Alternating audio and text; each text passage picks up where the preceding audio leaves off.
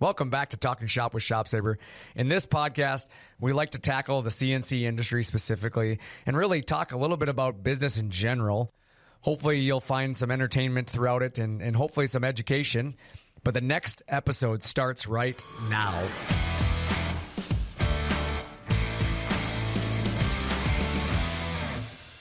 Welcome. Ready for another episode of Talking Shop. I am your host, Brandon Bombardo. I am here with Chad Wilson today. I'm back. The Chad in the building. It's been a while. It's been a while, man. You remember how to do this? What episode is this? You guys like 167. 167. Yeah. Been a minute. Yeah. Well, welcome back to the show. I appreciate it. As everybody who listens, as you likely know, we try to entertain ourselves as much as you. Try to keep things light, but also talk about things like CNC machines, the CNC industry, automation, and of course, business in general. This week, we're going to be talking a little bit about a bunch of different things. I guess we got some questions and comments to go through, of course, but leveraging technology for business innovation is this week's episode's topic. We'll get into that a little later on, but we're going to jump into some current events first, and then we'll go to our customer questions and comments, which you, the customers, submitted. And then we'll follow it up with our audience question and then jump into the topic before we finish it up with the internet is broken, one of my faves, and then the motivational quote of the week and our final thoughts. So how's that sound, Chad? Got a whole itinerary here. Got a whole itinerary. We're turning this thing into a real podcast. I guess so. I'm an amateur. Yeah, amateur. No, you're a professional. You're one of the founding fathers. Is that the right term? I'm going to call you the founding father. Yeah, basically the face. Basically the face of ShopSabre. Chad Wilson. Yeah, so current events. Let's jump into that. Well, hold on. Current events. Now we can jump into that. Nick, I went to the state fair. Nick told me I had to try this awesome pickle lemonade. Oh, yeah, I've heard him talk about that. Yeah, he doesn't shut up about it. It's terrible. Did you go and have it? Yes, I had it. I promised him. He was so adamant about it. I'm like, fine, I'll go try it. I like pickle chips. I like all that. Like, I'll try it. We get there. There's a line, long line. He doesn't tell you that the line is because people are getting the waffles. It's at a waffle place, and so everybody's walking away with waffle. I'm like, no pickle lemonade. No pickle lemonade. So I walk up and I'm like, you guys have pickle lemonade here, right? They're like, yeah. She was really excited about it. Like, you're the only one that wanted it. Yeah, she's like, you're the first guy I've sold? No, it's 4 o'clock. And I'm like, I'll take a pickle lemonade. She goes, regular or jumbo? And I said, regular. So $7 later, I'm walking away with my regular dill pickle lemonade. Walk away, and there's a pickle on top. I'm like, I like pickles, so it can't be that bad. Go to take a drink, and I'm like, son of a gun. It's pretty good. He might be right. So I give my wife it. She takes a drink, and she's like, yeah, it's okay. So I go back, take another drink, and now, mind you, we're working our way down. So, I think what happened is I got mostly lemonade at the beginning with a little bit of pickle flavor, because as we start moving down, it definitely got less lemonade-y flavored. And I was like, this is just getting worse. And my wife said the same thing. Like, once we got a quarter of the way into it, she's like, no, this is disgusting. I'm like, yeah, it's nasty. So then I sent Nick a Snapchat of me throwing it in the garbage. And then I sent him 3/4 of the way full. Yeah. And then I sent him a Venmo request for $7. Figured he could pay for it. Yeah, I don't know about the pickle lemonade. I don't think I would give it a shot. Wasn't good. I'll try it. Like I said, I'll try the new foods. I'll try something when he says it's good. Can't knock it unless you try it. Well, now I can knock it because it was terrible. Was not a fan. Yeah? Yeah. When did you go there? We went there last Thursday. So you opening avoided day. The extreme heat and then the wild storms of last night? I did. I avoided the wild storms of last night, which was crazy. It was crazy. Dude, they were saying at one point here in Minnesota, I don't know if this is true, but I read that they were saying there was upwards of 90-mile-an-hour wind gusts. That's like hurricane force winds. I believe it with the amount of trees that were down around Dude, me. There's trees everywhere down. Fortunately, I didn't lose any trees. Me neither. But I was in my garage working on the race car. And it was like, I saw the, storms coming. You can see them off the distance. Yep. And we were working the race car, and my buddy Dave and I were working on some stuff. And Dave's like, I'm going to head home. He's like, before the storms hit, he's like, I got to put some stuff away. I'm like, okay, cool. So he takes off. I lose track of all time. You're in there by yourself kind of working, and us and the whole building is like shaking. And I'm like, what is going on out there? And I'm just thinking it's just starting to get a little windy. So I just keep working, and my buddy calls me. And he's like, dude, is it getting crazy over there? And I'm like, I don't know. I'm still in the garage working. He's like, oh. I'm like, I maybe should check to make sure I'm not in a tornado. So I like opened up the door a little bit. And dude, there was like everything moving across, like, all the leaves and the sticks. And like, it's just like full on. My garbage cans. Yeah, like seriously, garbage cans were flying down the road. I don't know how my trampoline stayed put, but I have it tethered to the ground. Okay, yeah. I have it anchored, but I figured with how much water we've gotten lately, and then the wind, like it would just rip out of the ground, but it didn't. I mean, I'm gonna probably have to tighten them back up, but that trampoline was definitely trying to take off. It kept picking up, and the tethers would pull it back down. And my boys called me. And they're like, Dad, when are you coming inside? I'm like, not now. Like, it's gnarly out there. And my youngest, Dad, am I going to lose my trampoline? I'm like, there's a good chance. That thing might take off soon. It might be the neighbors soon. Yeah, it might be the neighbors soon. But it did not. We got lucky. But, dude, crazy storms last night. Did you lose power? Did not. Neither did we, but my parents were with most of East Bloomington was out of power. I went for a quick drive, and with no street lights, it got a little wild. Yeah. I don't think people understand that those are now 4-way stops. So people were just like blowing stoplights. Yeah, 35 miles an hour. It's like no stoplights, no lights anywhere, and they're just cruising through.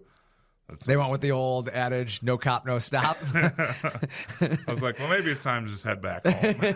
Before I get in a traffic accident, I should go home. But I was curious to see with how bad the wind was blowing around my house. I could just hear it with the windows and everything. That I wanted to go check it out. Dude, it was crazy. Like I said, I don't think I've ever in my life experienced that heavy of wind. And I'm sure people out there are like, oh, yeah, I've experienced it. But like for me here in Minnesota, it was a lot. It was a lot. It was pretty crazy, the wind. And like I said, that's why I looked up the wind gusts. And they were saying like record wind gusts, 90 miles an hour, hurricane force winds in some areas. Like just nuts. Like Minnesota's not built for that.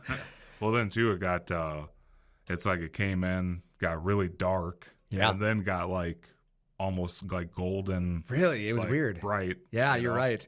That's actually there's a lot of cool pictures that got posted of that. I saw one at the Twins game. Yeah, I was just going to talk about that. I didn't know if you saw that picture, but there's a really awesome photo of the Twins game. But there's some photos that like KARE 11 was showing last night. KARE 11, I think, or maybe Channel 9 News. One of the news channels showed it. It reminded me of like Stranger Things. It was just like all the lightning in the background, like purple and blue and like weird colored skies. Like just, it was gnarly, but pretty awesome. Yeah. And now the kids are back in school. They help. So that we reached the end of the summer. You always know when the state fair is going on. Right. It's all coming to an end. It's coming to an end, but the kids are all angry. Oh, I bet. Yeah. I remember this time of year. They just want a Fortnite still. Dude, I want to play Fortnite. Get to school. You got to go to bed early. Yeah. Oh, my God. That's like a fight in my house right now. That's funny. Time to go to bed, boys. It's only 8 o'clock. Yeah, well, that's bedtime when it's school season. Like, get your butt in bed. I'm not tired. I don't care. Lay down. Like, count how many speckles are on the ceiling of your roof. I don't care. Like, figure something out. Just take everything out of the room and make them sit there in silence. They don't have anything in the room. I don't let them. Oh, nice. Yeah, I don't give them electronics in the room. Like, when you're in your room, you don't need electronics. They can stay upstairs. Yeah, exactly. So, yeah, they're fighting me on it. They're not too thrilled. My oldest actually kind of likes school. He always has. So he's like, not against it, but he definitely would rather be at home playing video games. Yeah. But yeah, he's excited because hockey season starts next. Okay. Like once school starts, then you're like a month away from like hockey tryouts. And yeah, so he's pretty pumped about that. So I suppose he gets to see all his friends and all that good stuff. And yeah. Labor Day weekends this weekend. I just found that out. You actually enlightened me the other day. Yeah, that's pretty awesome. But I was like, we got a 3-day weekend this weekend, Chad. I was like, we what? do? It was good. Just surprised him with a free 3-day weekend. I don't know why that was just completely off of my radar. Normally, I'm pretty good at. Yeah, you're usually pretty good about turning 3-day weekends into a 4 or 5. Yeah, you're usually pretty good at that. You missed it this year. Well, this month it ends good. It ends like on a Friday. On a Friday, yeah. The way a month should end. Correct. Like, I hate months that end on a Tuesday. Yeah, or Thursday. Thursday's probably not that bad. Thursday's not terrible. Good. Tuesdays are horrible. Monday. Yeah. I think we have one coming up that's ends on a Monday. Terrible. What are you doing for the weekend? Anything fun now that you know that you have 3 days? I got an extra day to plan something, but definitely not going to the state fair. Oh, you're not going? No, probably not. I You don't gonna know. Go golf? Probably. Still doing that quite a bit. That'll probably be about it. Probably low key, get ready for the fourth quarter. Got the golf trip coming up, and then, December, well, October, November, December around here is always just nuts. Fun time to. It's already picking up. Oh, yeah. You just feel it. Like people are going back to school. People are starting to like really just start to invest in themselves. You get that energy and the leads coming in and the phone calls, and it's just crazy. Fun time. I love this time of year. It's a lot of fun. I like the fall. Things cool off, and then just things get crazy around here. Correct. But that's what I got for current events. Let's jump right into it, though. Customer questions and comments. So, question or comment number one, I should say. We had a comment on one of our podcasts recently that said, "Thank you guys for the encouragement." And I just want to say you're welcome. We appreciate you tuning in and listening to us chat, and glad that we know at least somebody's taking something away from this from a motivational standpoint. That's my biggest thing, is I'm always shooting to, motivate people and keep them in a positive mindset. I think the mind is the most powerful tool we own in business. And a lot of times it can either help you or hurt you. If you start thinking negatively, you tend to end up with negative results. And so that's my big goal in this whole podcast, is to keep people motivated and keep them moving, especially in today's world. We'll grow better by working together and encouraging one another. And obviously the alternative is working against each other and discouraging others. And that tends to only bring negative energy on yourself. So I'm a firm believer success is built together, and it's much more rewarding. So I will say that. That's my belief on that, and that's why it meant a lot that I saw you say, that you appreciated the encouragement. So that's awesome. Yeah. I think comment 2 was regarding our slat wall video that we did with Sean. We had cut the slat wall on the CNC machine, and he said, "I highly recommend the aluminum slat wall inserts." Said it's much stronger and a better finishing look. And I would 100% agree with that statement. Obviously, we didn't finish it in our video on purpose. We weren't installing that anywhere. It's just for display. So for us, it was more or less just to show what the machine's doing. Obviously, we don't build the aluminum inserts. We're not building that side of it. So didn't really care to showcase that, but you are absolutely correct. If you were going to install that in a customer's setting, it would probably make sense to have, an aluminum slat wall insert into those slots that we've routed. What video was that? That slat wall, the one where we built the garage slat wall. Oh, okay. Yep, the one that's in the showroom downstairs, that gray colored one. Okay. But yeah, so I like the comment because I think it's the truth. I think if you're going to do that professionally, you have to consider that look, that better finished look, and obviously strength is always important. You don't want the slats ripping out, especially depending on what you're hanging. If there's any weight to it, you don't want to have tear out. So definitely, I agree with the comment, and I appreciate you sharing that, because if it was for an actual project that we were installing, we absolutely would have done that as well. So we had another comment. The bird nesting on the shank of the tooling is causing marks on the surface. No bueno is what he wrote. And he said this material is tricky. And he's referring to that cutting plastic video we did about 3 years ago. So we created the trolling motor mount. Oh, yeah. Remember that one? Yep. And bird nesting, for anybody listening who doesn't know what that means, it's basically when you're drilling and the plastic gets wrapped around the bit and then kind of starts to clump together, and it looks kind of like a bird's nest when the bit stops. Yep. That's what he's referring to. And what happens is, in sensitive materials, that bird's nest actually works as a bit. So if it's clumped up and then you go down and do a plunge, it scores the surface. It marks it up and leaves marks. And he's correct. It's not good. I mean, it's not good for the finish. So normally the way you would handle that is you're going to have dust collection for one. So dust collection is going to pull up the debris, rather than with our video, we don't have the dust collection on in those, so you can see the tool.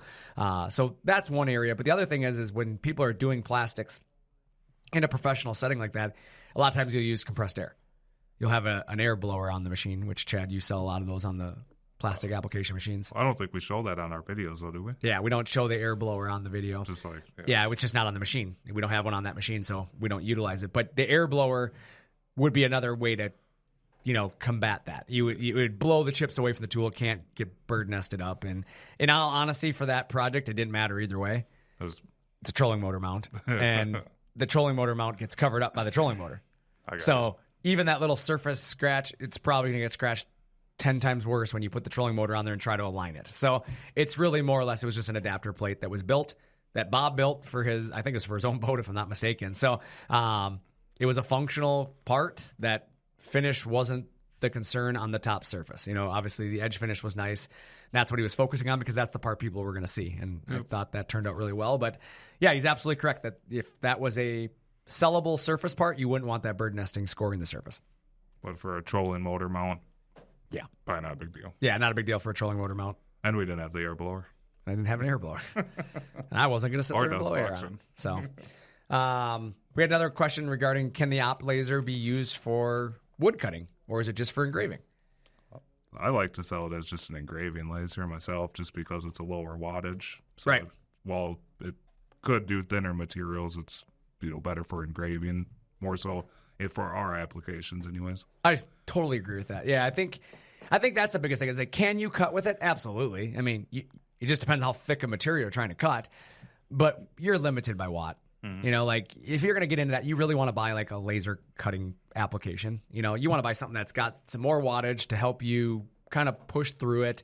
But yeah, in our application here at ShopSabre, we don't build CNC laser machines. We build routers, and they have a laser adaptation to them. People try to use them for cutting, but the reality is when we designed it with that option, it was more so for logos or, Sean's application where he does drawer fronts, and he puts his logo on the inside of the drawer, so it's branded. I like on where we keep the bits on the back of the machine, how they laser engraved all the part numbers of each bit on that. Right.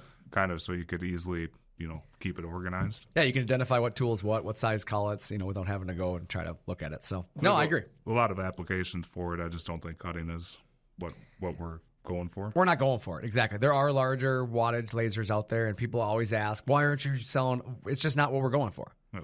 For what the design of that option, having more wattage isn't necessary. It works good for what we're doing. Maybe down the road, there'll be an application where we may find ourselves into a laser cutter, but at this time, the op laser is not designed for our application. Now, you can go to Opt. Opt does sell some other options that do have intensified cutting capabilities, but they're just not something that ShopSabre supports. So, and then we heard this a few times at IWF. What's on?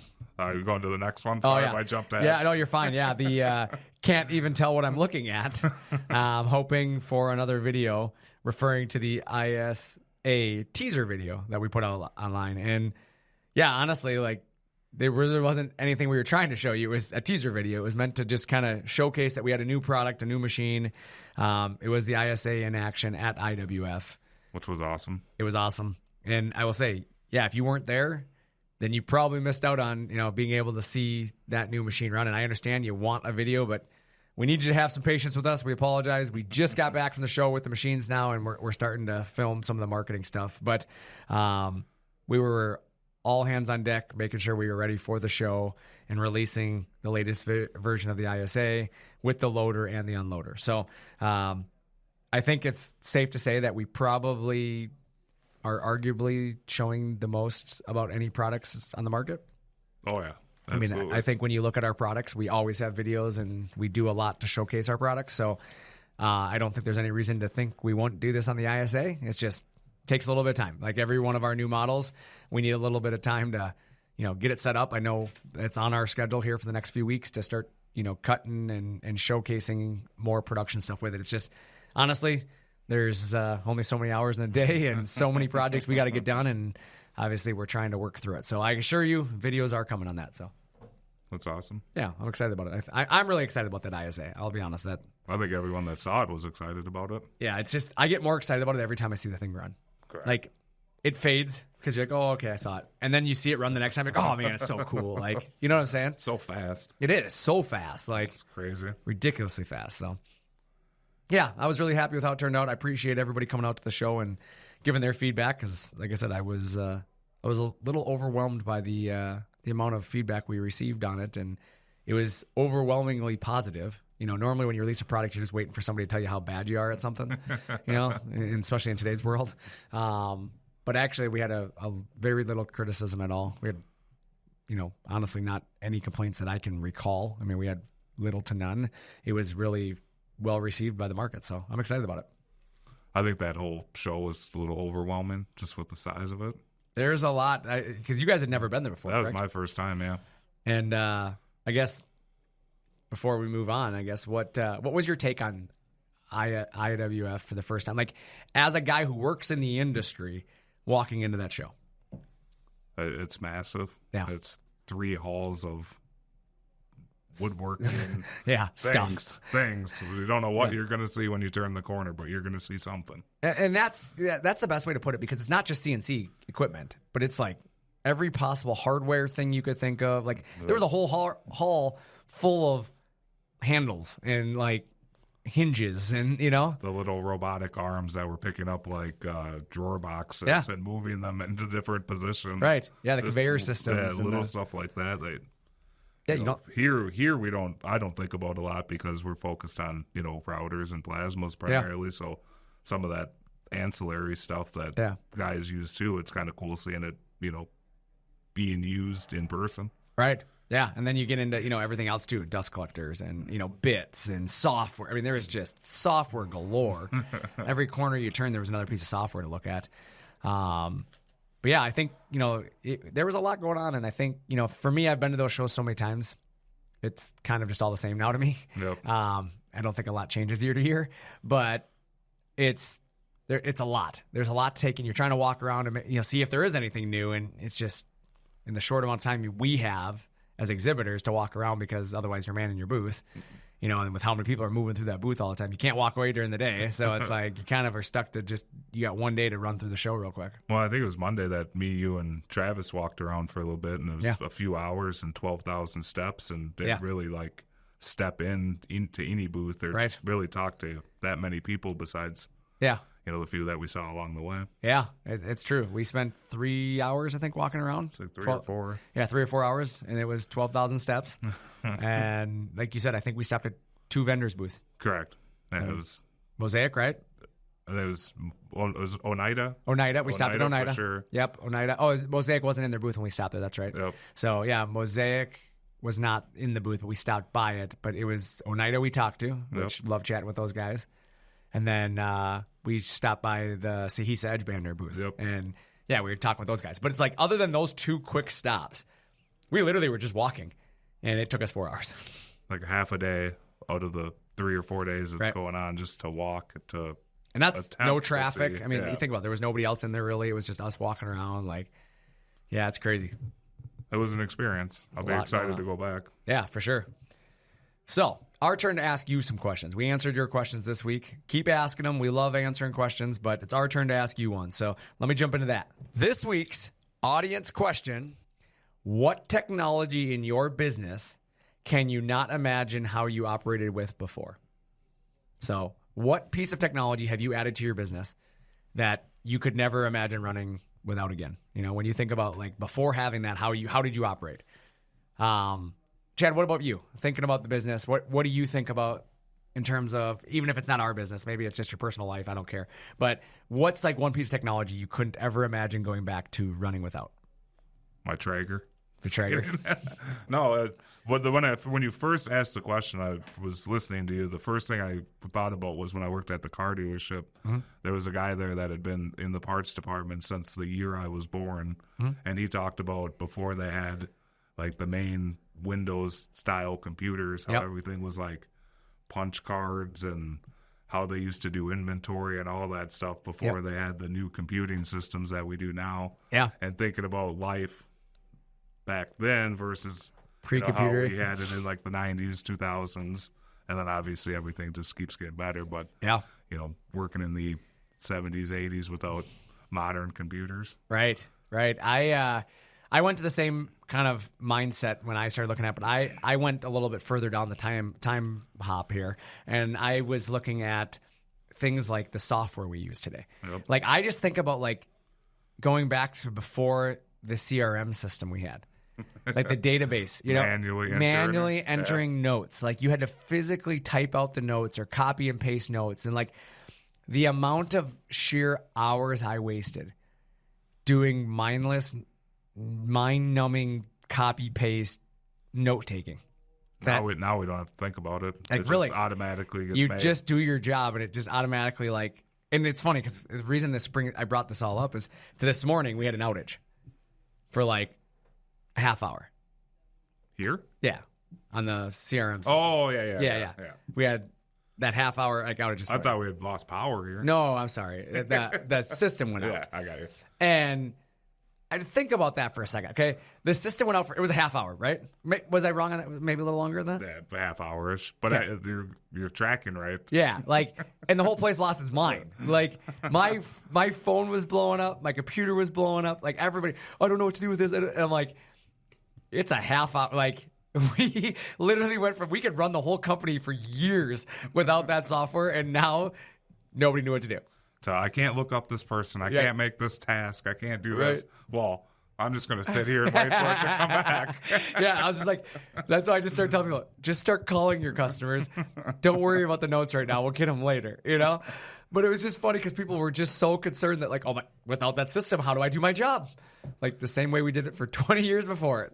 I think with some of that stuff, when stuff gets advanced and like little parts of your life become much easier, you kind of don't appreciate it. Maybe I'm not as grateful as I should be, for some of the stuff because it like happens and it's the new way. So you don't ever really like dwell on, the harder way it was before the new process came.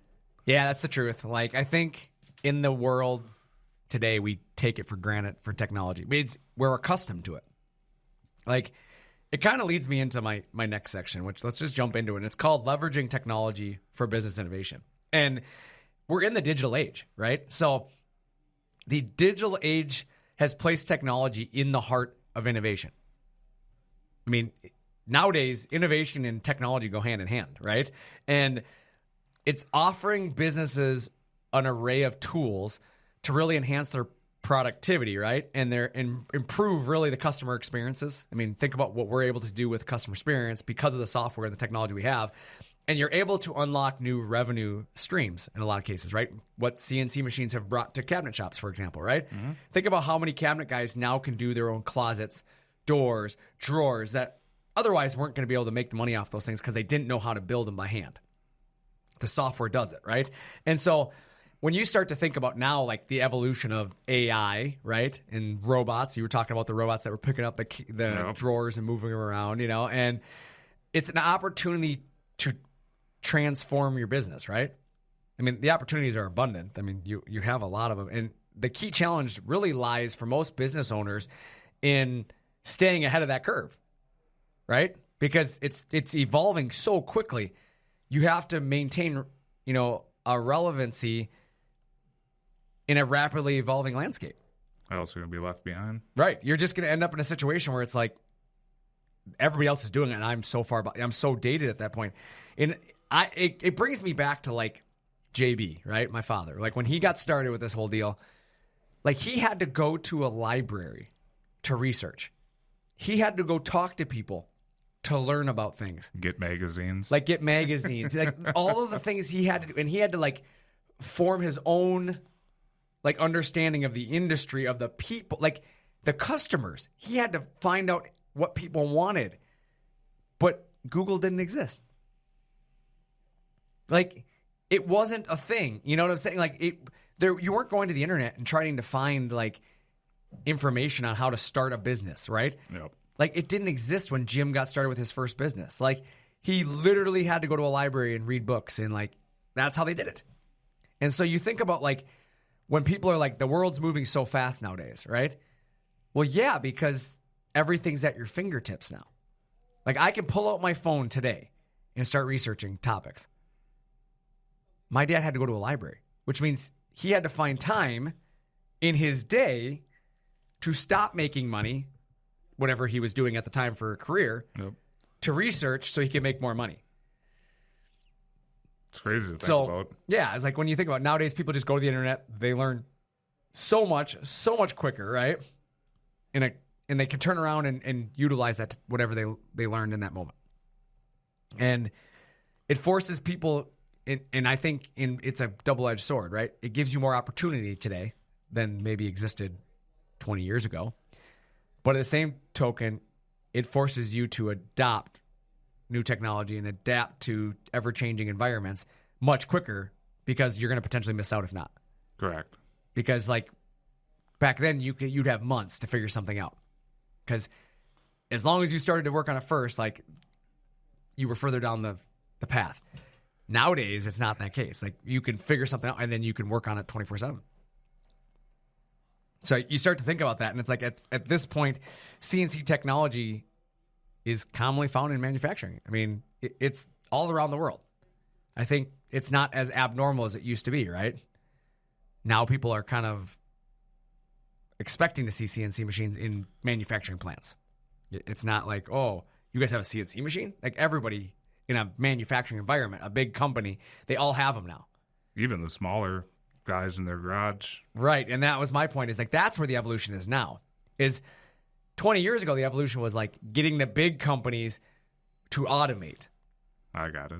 Yep. Nowadays, it's the boom is now in new businesses, right? It's in the smaller shops who are now, instead of having to work the way that businesses did 20 years ago to grow, they've empowered themselves and they have found a way to serve their customers in a better way, right?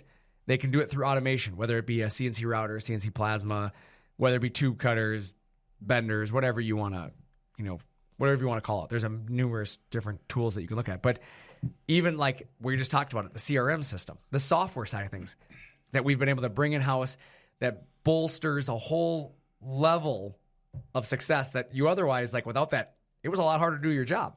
Much longer. You wouldn't get as much done in a day as you can now. Correct. And then you think about how many shops now exist that don't need brick and mortar storefronts anymore because of Amazon and Shopify. And so now businesses can really get off the ground without having to invest in a building, in signage, and all this other stuff. They're doing it online. So your cost to get into it. Your cost to get in can be a lot less. And so now you can invest that money in other things, right? Rather than having to go pay rent, they're running them out of their garage. They're running them out of their basement. And now they're putting that money they would be spending in rent into advertising or into product development or manufacturing, right? They're starting to figure out the method. So when they do get their first building, it's a manufacturing facility. It's not a storefront trying to kick things off and then outsourcing it to somebody else. Yeah, it's I guess it's not surprising, but there's a lot of people that put these machines in their garage, 4x8 right. CNC routers, vacuum, dust collection, air compressor, and a 2-stall garage. And that's exactly it. That was kind of where I was going. I said the reality is you need to understand the role of emerging technologies and how they can fit into your life, right? Emerging technologies such as AI, right? The artificial intelligence stuff that's out there is like when ChatGPT first came out, people lost their mind. This is so bad. And now, like, as people have started to use it, it's actually a really awesome tool. Mm-hmm. People can learn a lot of stuff utilizing it. And really, it's helped a lot of people take their businesses to the next level. You think about machine learning, like that ability to reshape industries across the world. And then you can now personalize the customer experiences through that, right? So tailor their journey. Think about all the online stuff nowadays. You go onto a website and it asks you a question, right? Mm-hmm. And you answer the question and it tailors the next question. And based on whatever you answer and how you communicate with this AI or this machine learning tool, it tailors that journey to you. Where before you had to like go on the website and search and try to find what you were looking for. Like nowadays you can just answer some questions and it kind of is like, you need to be looking at this. You need to do this, right? Like you got to think about where technology is bringing us. I was about to say the AI stuff's still fairly new. Right. I mean, I know I just started using some of the chat GPT stuff. Yeah. Well, I think it just helps with smarter decision-making processes because you don't have to have all of the knowledge yourself anymore. You can utilize technology around you to help you. And I think about what that does is I think that's going to unlock the future of automation. It's going to grow this industry. Because as AI becomes more involved, a guy doesn't have to learn how to draw something necessarily, right? He just types out it's like Photoshop. The new version of Photoshop, I can do it. No, really? Oh my God. I'm not good with Photoshop before, but now the new version of Photoshop, you just type in what you want to do. Like remove that house and you circle it and it removes the house. Wow. Like that's where you're starting to go. And you start to think about like being able to get into things you otherwise couldn't have got into. Like guys who aren't really like good Yeah. at designing. Yeah. And really, it's helping people gather data, right? And really businesses who embrace the technology now will probably be further down the road later on when it becomes a normal thing, right? It's like the first early adopters to the internet, right? When people were like, I'm not getting on the internet, that's just a crazy fad. And the people who got the websites first prospered first because they were like, we already had a website and all this stuff, while everybody else is now trying to learn it. Yeah.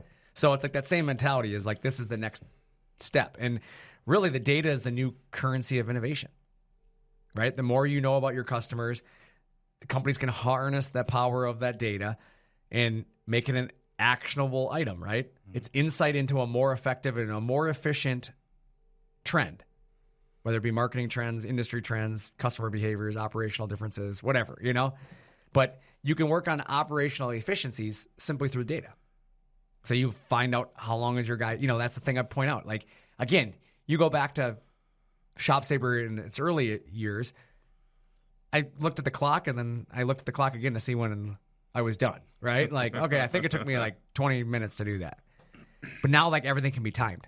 Log into a job, log out of a job. I know how long it takes, so I know how much labor to charge. I can be more efficient with our manufacturing, and therefore I can bring you more technology at a more cost-efficient price without having to ship it overseas and build something cheaply. Correct. So I think that's, in today's world, you kind of have to stand out. I mean, there's so many people now getting into business, right? There's a million cookie cutter products out there. And the import products are galore, right? I mean, you see them everywhere. I'll be honest, I think people are more surprised now when they see something made in America Than before? Yeah. No, I just think like, I think nowadays you're so accustomed to seeing import stuff that like you're more surprised when it says made in America than you were when it said made in China. Correct. Like you expect to see made in China on products nowadays. And when you see America, you're like, whoa, like it catches you off guard. Yep. So I think it doesn't take an expert anymore. And I think that's the thing is like guys like my dad was an expert when he got started. He had to be an expert to figure it out and get going and get us where we are because of the research he had to put into it. You don't have to be an expert anymore. If you have some money, you can try to get started now, right? And I think that's the difference in why certain companies and certain products in any industry carry a higher success rate because they're built by experts for experts, right? And then there's other products that are built for the purpose of resale, right? They're not worried about the longevity. They're not worried about the quality. They're worried about the profit and the profitability. And I think that's the difference between American products a lot of times and import products is that an American product is built for longevity. It's built for the consumer experience. It's built for a purpose, where an import product most of the time is built for profit. Correct. Profit, and they see a demand in an area that they can make profit. And so I think that's exactly it. It's like, the biggest thing in today's world is being a company who can give the customer something that they can't otherwise get elsewhere, right? A better customer experience, better customer support, better quality. When you start to look at some of that mentality in like, I like to use woodworking shops as an example because I think it's the easiest one to relate to, is the product alone isn't going to sell itself most of the time, right? Like it's a cabinet. Mm-hmm. I can buy a cabinet from Home Depot or I can buy it from your shop. As a consumer that doesn't know anything about cabinets, yes, you can tell me all the reasons why your cabinet's better. But as a consumer, it's a cabinet. So why should I not buy from the big box store? Well, the reason is because of you. Because I'm buying it from you. It's your service. It's you putting your time into it. And so I know I'm getting a better product because I know who built that cabinet. If something goes wrong, if I don't like something, I know who to call. Yep. And the better part of it is you can handcraft it to my needs. You can build it to my kitchen and the way I want something done. And even if it's not handcrafted, right? You're using automation. Hopefully you're using automation to keep up. It's the purpose that I know you built it for me. Yeah. And it gives me a sense of, I guess, pride knowing that I bought something that was built for my house that's not a cookie cutter. I think there's value in that. And the thing is by getting into automation, I think you can take a lot of the cost out of it. And that's how these shops now can offer these superior products while competing against the big box stores. You know, Makes sense. I think the introduction to automation is the key to being able to give your customer a feel that they otherwise aren't going to get elsewhere.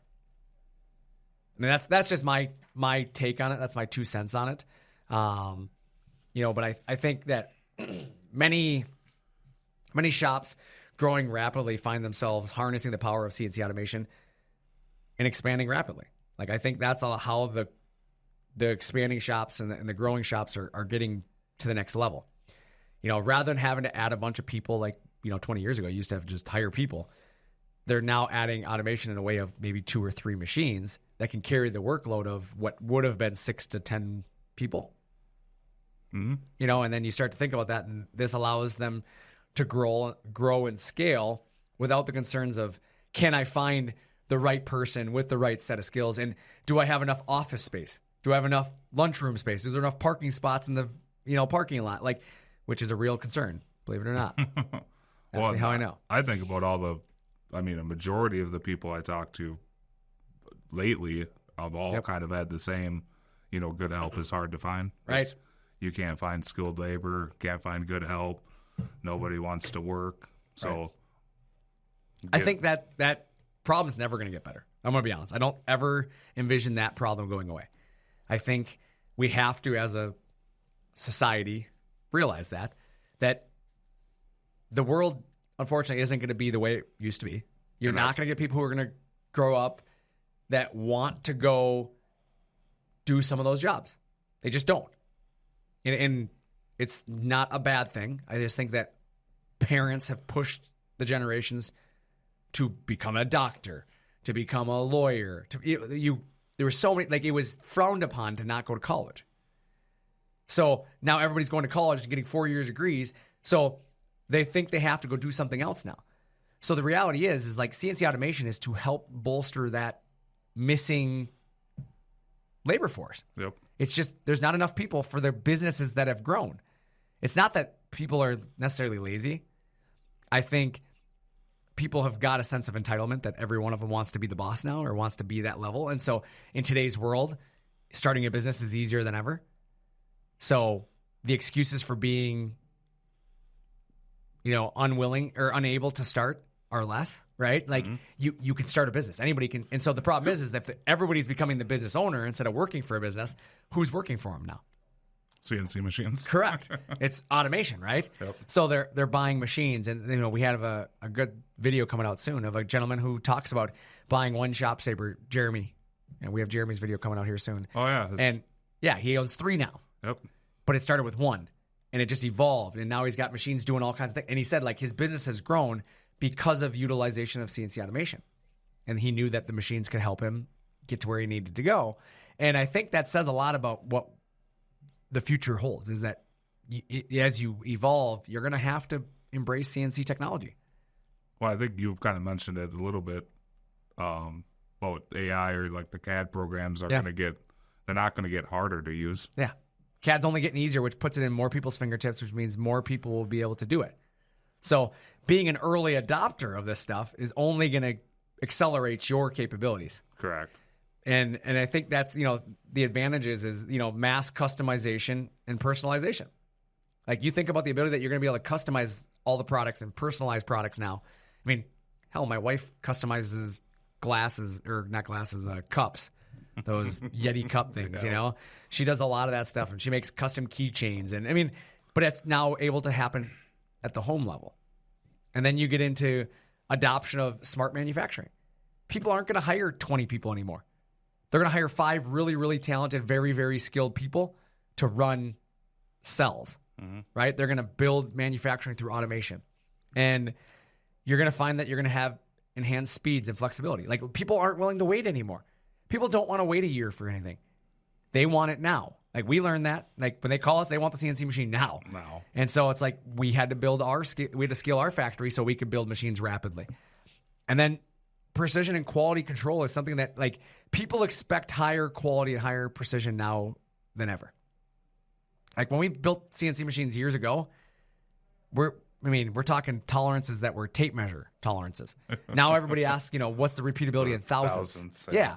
So it's like people's precision and quality control has gone up. So again, a guy with a saw or a grinder isn't going to hold the tolerances repeatable that you're looking for. And then you got to start thinking about the reduction of barriers in small scale innovation, right? You got to get rid of the barrier, and the barrier to entry for a lot of people. I can't afford to outsource it. I can't afford to pay these big businesses to do that, to R&D it, to prototype it. I'm going to do it myself. And now having a CNC technology at your fingertips gives you the ability to prototype your own products out before you send them out for mass manufacturing per se, right? Mm-hmm.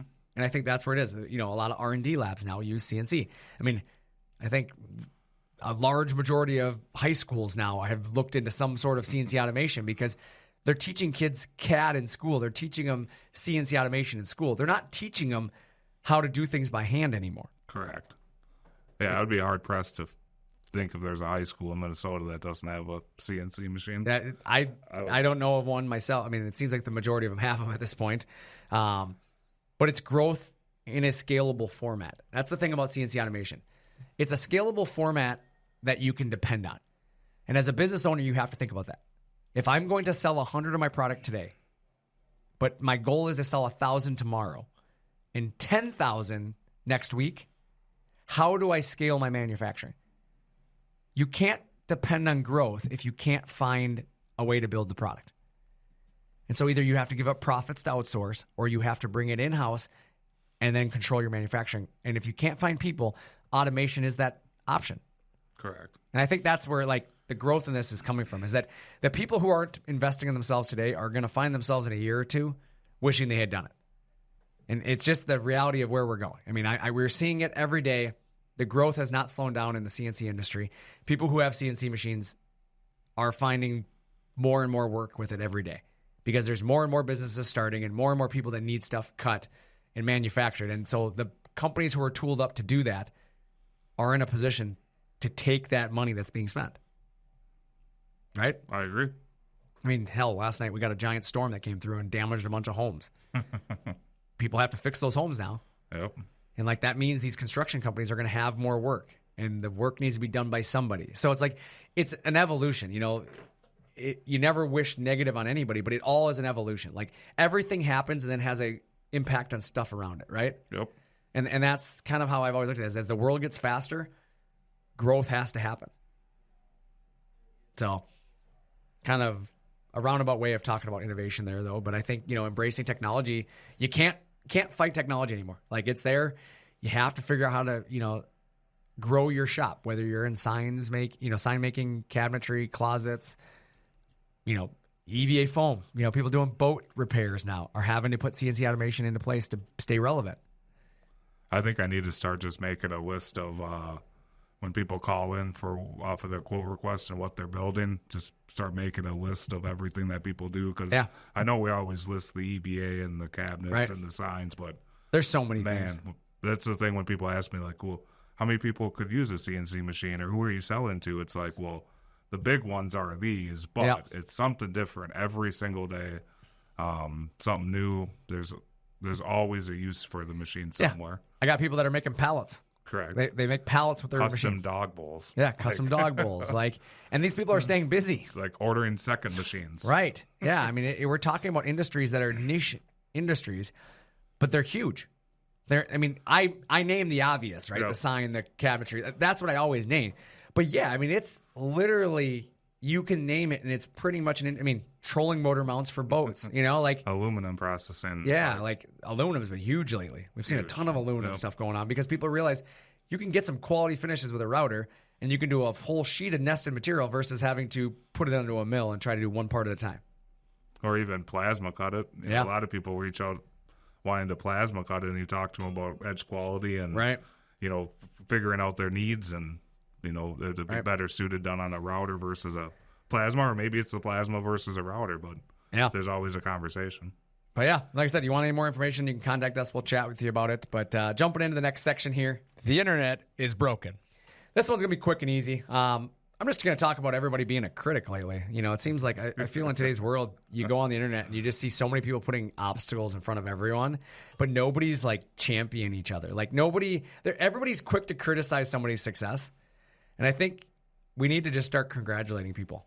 Stop worrying about other people being more successful than us. You know, I think, you know, there's a phrase, obviously, some of you will know this, but it's grant me the serenity to accept the things I cannot change, courage to change the things I can, and the wisdom to know the difference. And it's the truth, because everybody feels like they got to change everybody's opinion on everything and not realize that sometimes you just have to accept that people are going to have a different set of opinions than you, and change what you can change. You know, if you want to make a case for your opinion, that's fine. But like some of this online bickering and back and forth and people slamming people's products because they came out with a new product, you know, I'm going to call it out. I mean, the dust skirt topic is one of them. You know, like we had our dust skirt, and then, you know, Frost had his dust skirt, and PDX has his dust skirt, and, you know, TCC has theirs. And like everybody wants to start this big war over it. And it's like, buy the one that you want.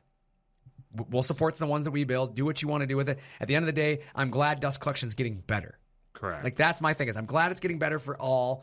It makes CNC machines last longer when there's less dust, right?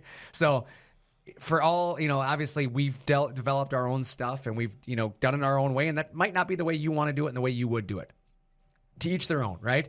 But don't jam it down people's throats, right? You know, it's something on our site, we're going to promote our product. It is what it is. Like, and that doesn't mean you have to love it, but, you know, we feel pretty confident in what we do, and we're not selling stuff that we don't believe will work and haven't proven will work. So, you know, I think that can be used across the, you know, I just use as an example, but I think there's so many products out there that are developed that people just are quick to shoot down instead of embracing the fact that, you know what, it's evolution of the industry. And that's not just CNC, but I'm talking everything. You see it in cars and sports and everything. So I think it just goes back to people's negative mindset. Right. You mentioned at the beginning of this. Yeah.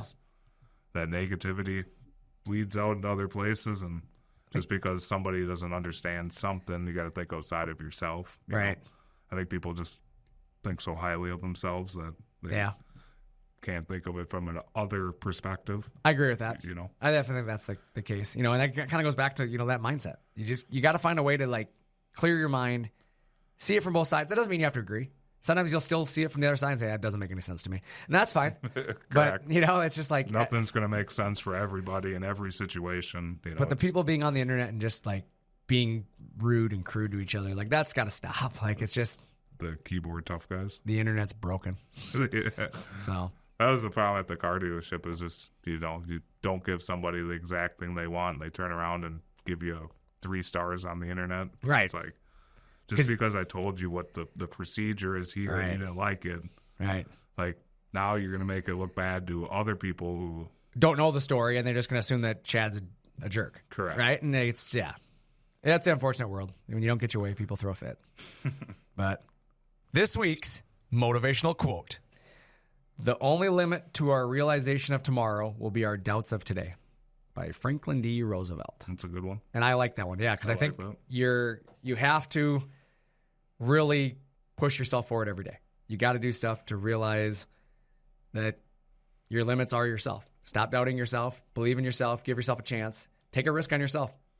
There's so many people that buy a CNC machine, as an example, because this is what we are, and I'm going to kind of plug the CNC, but buy a CNC machine and come back to us and say, I should have done this years ago. You hear it all the time. Yep. It's because they're afraid to take the risk on themselves, and then when they do it, they realize like they've been giving away money for years. So, again, this week's motivational quote for you is: "The only limit to our realization of tomorrow will be our doubts of today." And that was Franklin D. Roosevelt. So today's episode went long. It's a long episode, but my final thoughts of the week are really, you know, don't buy pickle lemonade. It's terrible. That's my thought of the week. But stay positive, encourage each other, find a way to move forward. The end of the year is upon us. I know it's the craziest thing ever, but next week is September. And before you know it, the snow will be here in Minnesota. I know we're approaching the end of race season, the end of golf season. Football season kicks off next week. I got an NFL draft tonight. Pretty pumped about my fantasy draft. I've not prepared enough. Yeah, I haven't done a lot of preparing either. I haven't had time. Normally I get a few. I have a few people that I know and I want, and I don't have anybody this year. Yeah, I'm kind of winging it this year a little bit, but I think we'll do okay. What's your final thoughts on the week? Don't be negative. Don't be negative. Positive. If you think you can, you can. If you think you can't, you can't. Yep. It's that easy. They always say, if you think you can, you think you can't, you're right either way. I love that. Yeah. It's absolutely true. Because it's the truth. Whichever one you think is what's going to happen. So if you think you can't win, if you think you're not going to succeed, if you think you're not going to, survive the next step, like, you're right. You're 100% right. You better figure out a backup plan. And if you think you can, you're right. Yeah. Do it. Just do it. Go win. Just go do it. Put the energy in, put the time in. Mindset is half the battle. 100%. You got to get past that first. Like, don't get in your own way. Don't create a roadblock that doesn't need to be there. Right? And then don't be negative about it. Don't be negative about it. Nobody wants to hear your negativity. Nobody's got time for that. So, yeah. But, like I said, as always, we appreciate each and every one of you listeners listening to us every week talk about things that a lot of times don't matter, but hopefully you find some humor in it and you've had some fun with us. But again, we appreciate you tuning in every week to another episode of Talking Shop. And with that, I'm Brandon. I'm Chad. Thanks for talking shop with ShopSabre.